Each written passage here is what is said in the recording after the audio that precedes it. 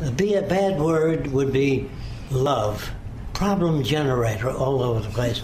Do you like everything you've ever done? Do you? No. How would you work out if you lived with a replica of yourself? How long would you be together? You understand what I mean? There's no such thing. You love a person sometimes you don't like them. Sometimes you don't like yourself, sometimes you like yourself. So girls come to me confused.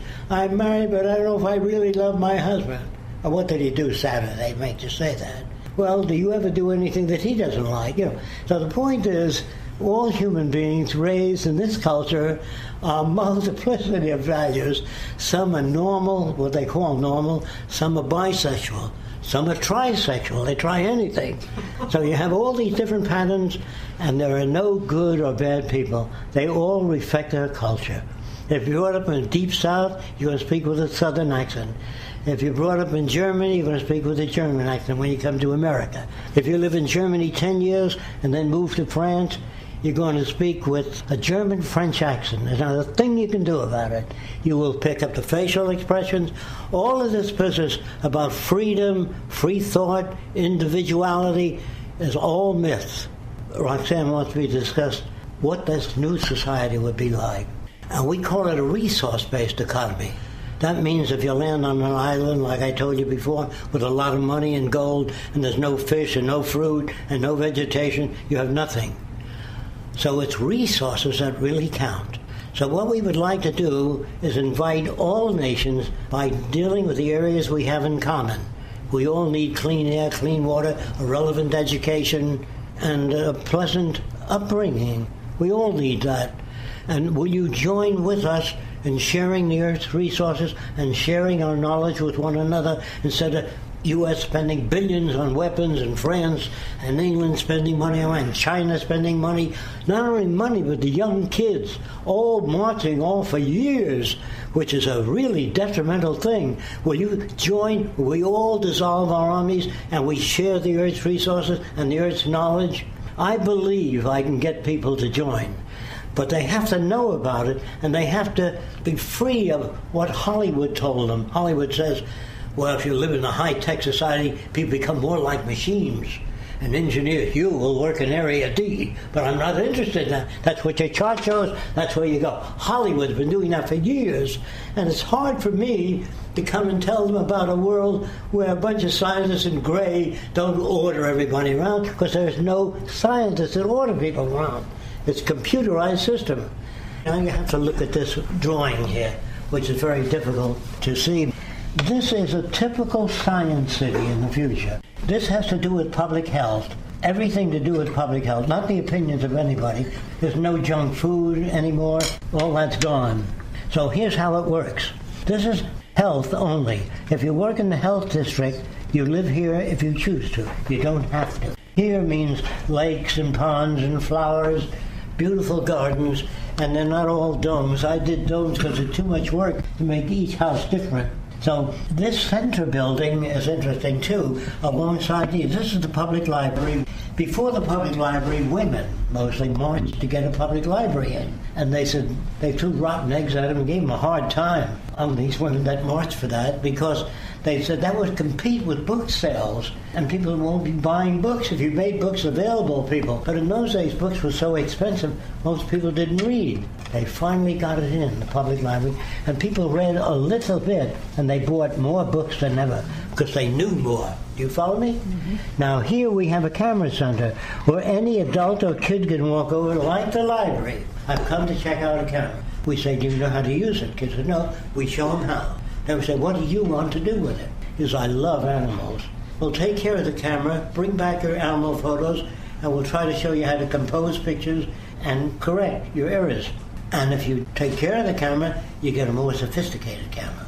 That goes for all musical instruments, saxophone, violin, just like the library, available to everyone. That's the end of juvenile crime. If you make things available to people, they don't steal. They become more amiable. I've lived in the South Seas. I've seen that. I know that it works. Nobody steals water when there's an abundance of it. The air you breathe is very valuable.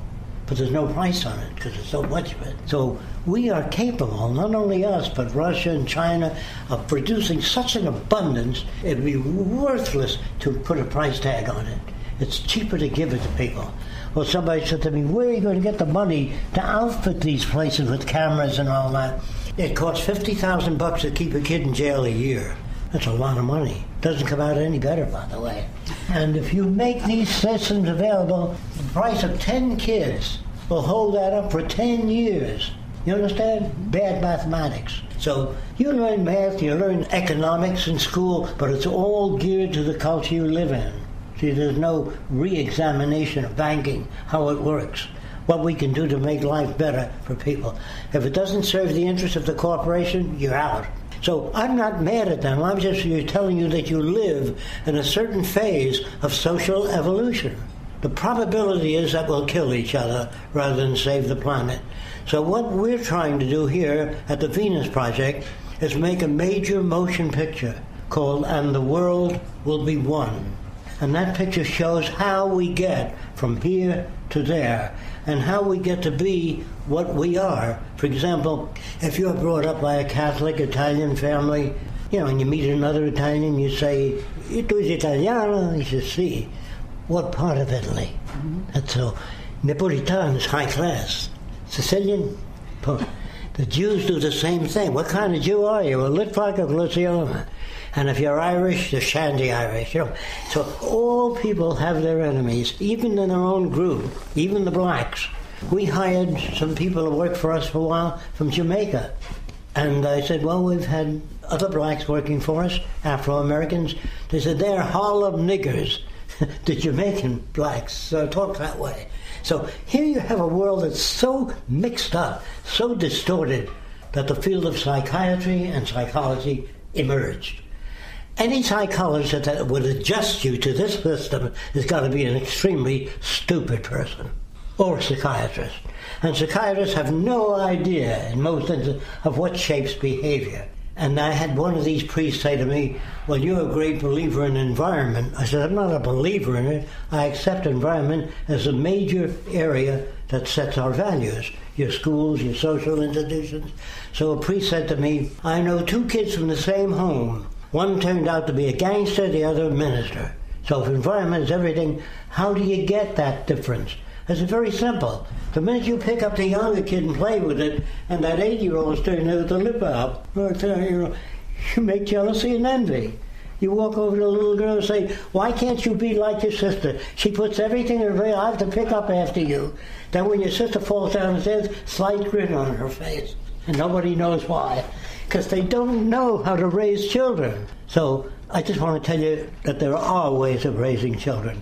I wanted to communicate with my little boy when he was 3 months old. That's before he can talk. So I put a rubber squeegee on the end of his crib, yellow, very bright, an atomizer bulb that you blow perfume through or anything. I put it at the end of the crib. I knew that kid would crawl over and grab it because it's new in the crib. You don't have to reason anything out. And he crawled over eventually and grabbed it. When he grabbed it, lights were on in a circle above the crib. And he was so amused he let go because he didn't know that controlled it. Then when he let go, that lower lip went up. And he started to cry, see? It took him a long time before, he squeezed it many times before he realized that controlled those lights.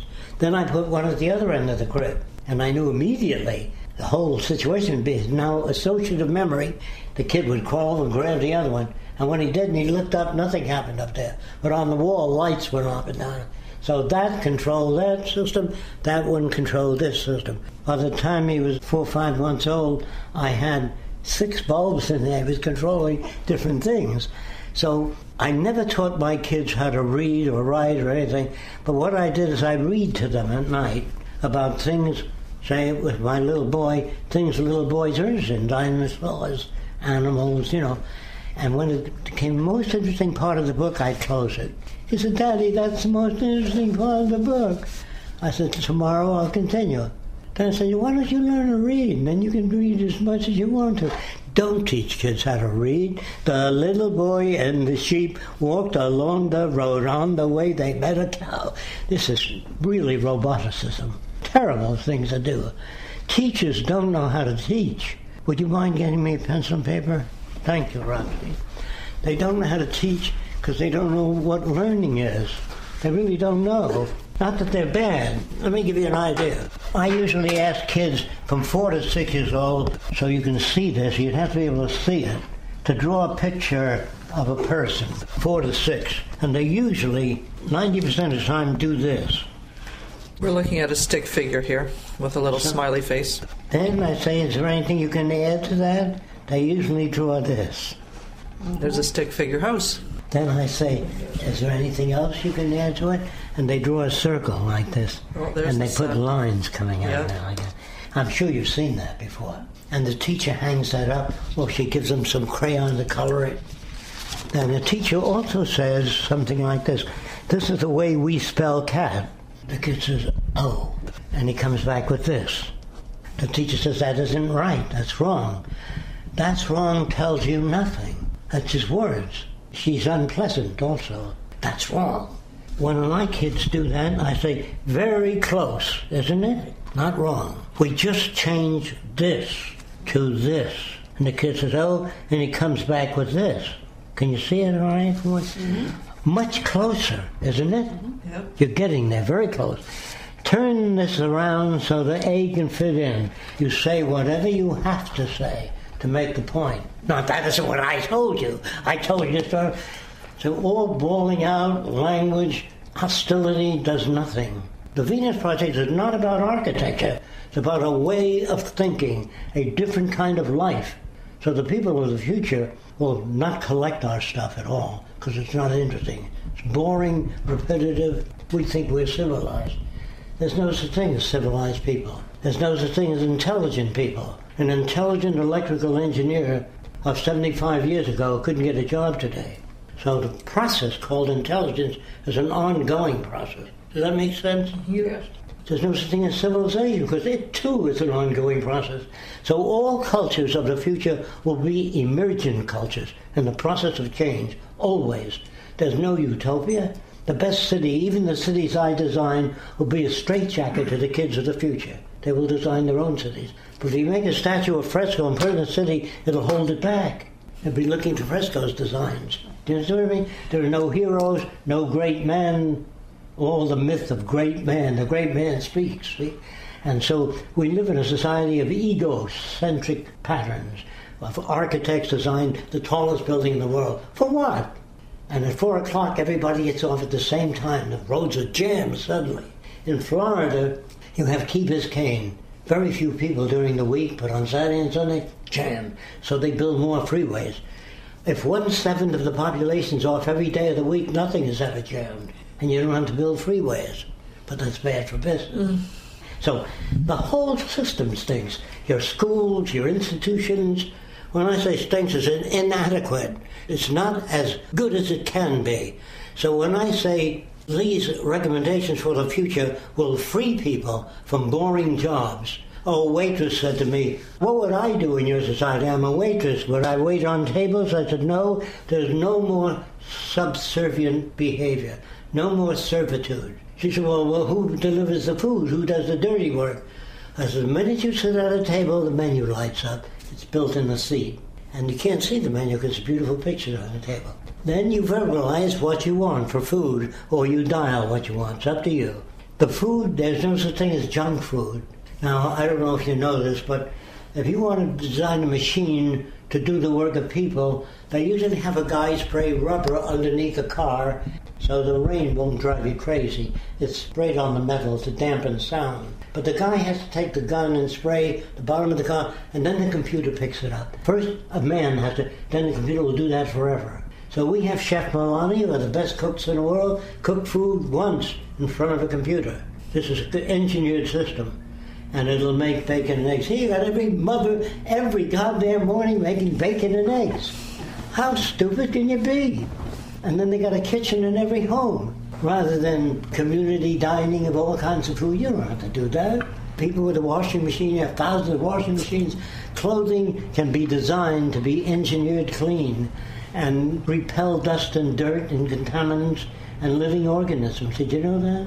There's a micro etch process today that keeps surfaces from being wet. They never get wet. So, in other words, there's so much to be done, so many wonderful things.